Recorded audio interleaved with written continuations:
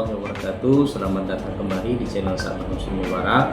Pada kesempatan kali ini kita akan membahas tentang hukum pidana di Indonesia. Nah, hukum pidana di Indonesia yang akan kita bahas adalah tentang sejarah hukum pidana di Indonesia. 3, 2, 1. Nah, sejarah hukum pidana di Indonesia ini bisa dibagi menjadi dua. Yang pertama adalah hukum pidana pada masa penjajahan, yaitu Belanda dan Jepang. Yang kedua, hukum pidana pada masa kemerdekaan.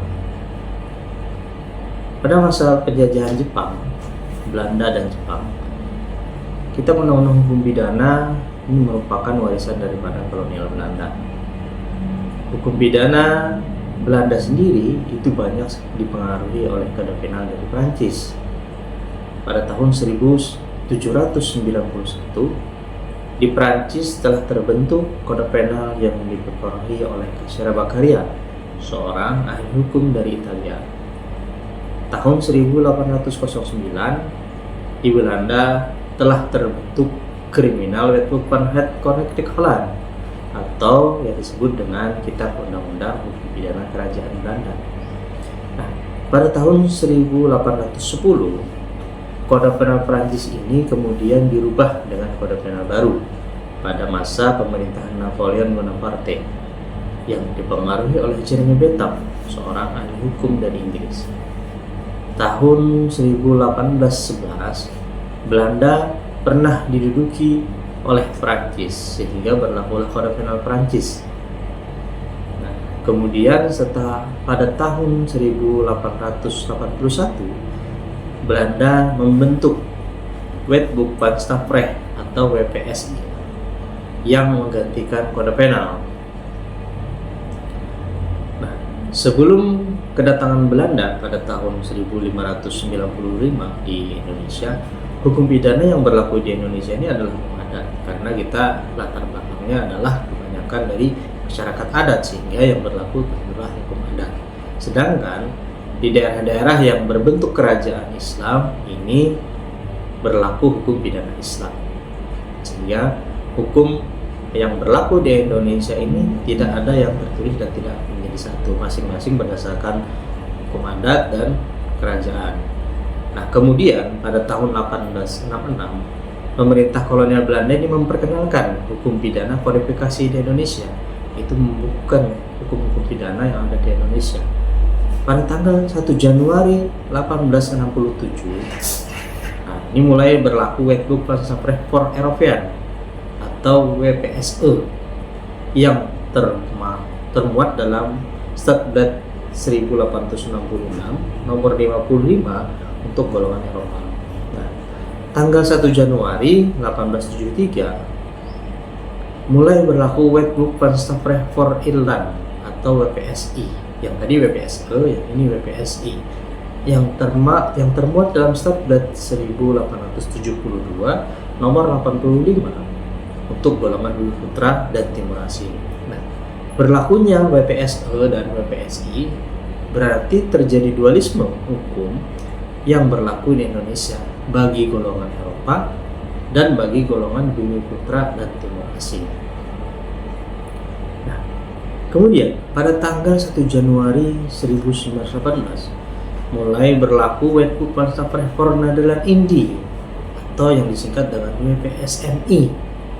Ini berdasarkan ordonansi tanggal 15 Oktober 1951 untuk seluruh penduduk Indonesia. Jadi WPSNI ini memberlakukan kepada seluruh penduduk Indonesia hanya satu, yang tadi kan dua, Eropa dan golongan Bumi Putra dan Timur Asing. Sedangkan berlakunya Undang-Undang tanggal 1 Januari 1918 ini menyatukan bahwa Wetboek van Strafrecht for Nederland Indië adalah satu-satunya hukum yang berlaku untuk seluruh penduduk Indonesia.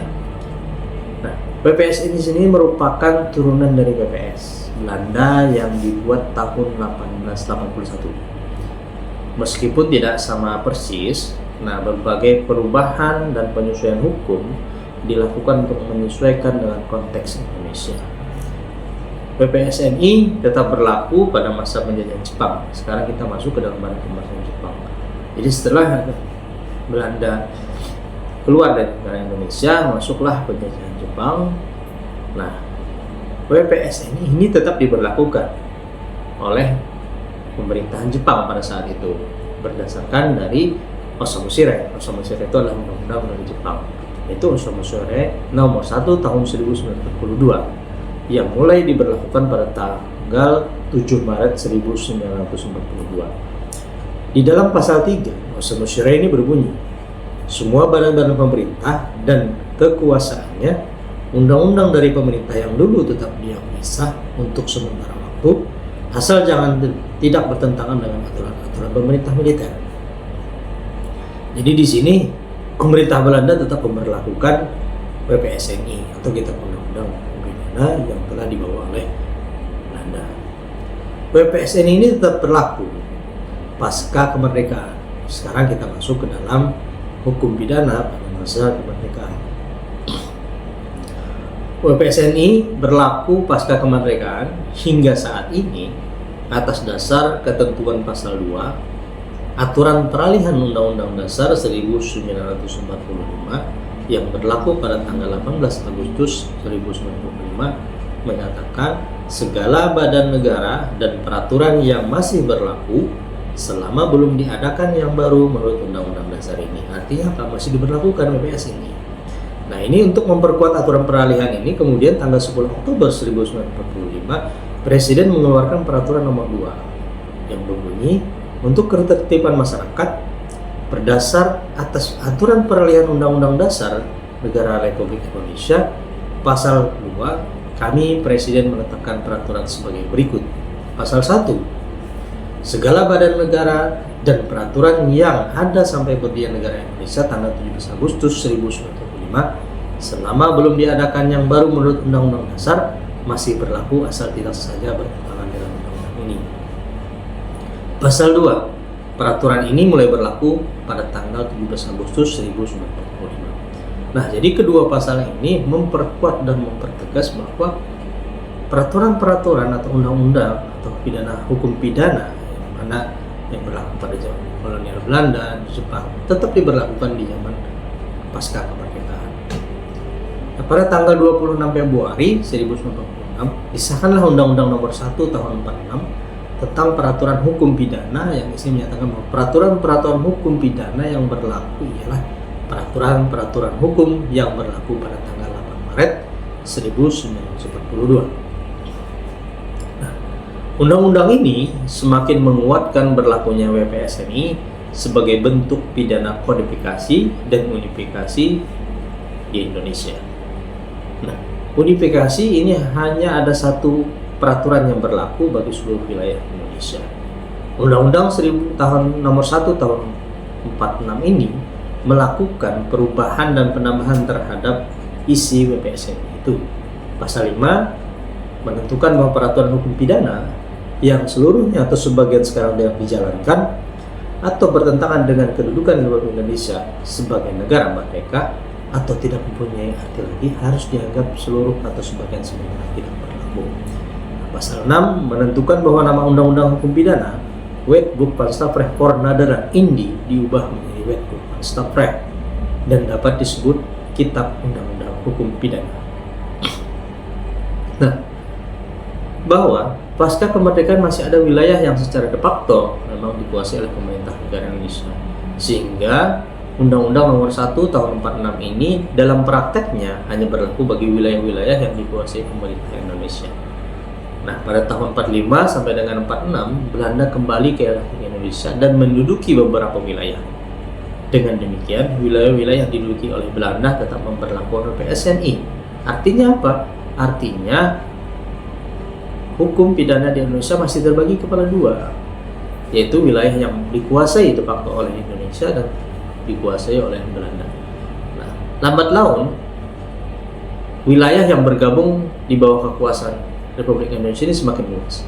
Berdasarkan PP Nomor 1 Tahun 1950, Junto Undang-Undang Nomor 8 Tahun 1950, KUHP ini berlaku di seluruh Indonesia, kecuali Indonesia Timur, Sumatera Timur, Kalimantan Timur, dan Jakarta Raya. Nah, dualisme hukum pidana tersebut benar-benar berakhir pada tanggal 29 September 1985 dengan diundangkannya Undang-Undang Nomor 73 Tahun 85 yang menyatakan berlakunya Undang-Undang Nomor 1 Tahun 46 untuk seluruh wilayah Republik Indonesia. Nah, Undang-Undang Nomor 73 Tahun 85 ini merupakan bentuk realisasi dari Konferensi Meja Bundar di Den Haag pada tahun 48 yang menyepakati bahwa seluruh wilayah Indonesia bekas hindia Belanda dikembalikan kepada Republik Indonesia. Karena pasal 17 ini membatasi wilayah berlakunya KUHP, maka diperlukan dasar aturan agar dapat berlakunya untuk wilayah yang sebelum bergabung dengan negara Indonesia. Untuk itu lahirlah Undang-Undang Nomor 73 Tahun 1998 yang juga melakukan perubahan terhadap sebagian isi Nomor 1 Tahun 46 khususnya pasal 17. Nah, setelah lahirnya Undang-Undang Nomor 1 Tahun 46 dan diikuti Nomor 73 Tahun 58 yang mengukuhkan KUHP sebagai satu-satunya peraturan hukum pidana kodifikasi yang berlaku di Indonesia, kemudian muncul peraturan-peraturan lain yang melakukan penambahan dan perubahan terhadap pasal-pasal dalam KUHP. Seperti contohnya pasal-pasal atau undang-undang yang bersifat khusus seperti undang-undang terorisme, undang-undang lingkungan hidup, dan undang-undang narkotika. Nah, KUHP ini berlaku hampir selama 37 tahun di Indonesia sampai dengan sekarang. Sebelum pada tanggal 2 Januari 2023, Kitab Undang-Undang Hukum Pidana di Indonesia ini disahkan. Dalam pasal 624 menyebutkan undang-undang ini berlaku setelah 3 tahun terhitung sejak. Artinya apa? Ke depan Indonesia akan mempunyai atau menjalankan undang-undang hukum pidana yang baru, yaitu Undang-Undang Nomor 1 Tahun 2023. Nah, demikian sejarah dari hukum pidana di Indonesia.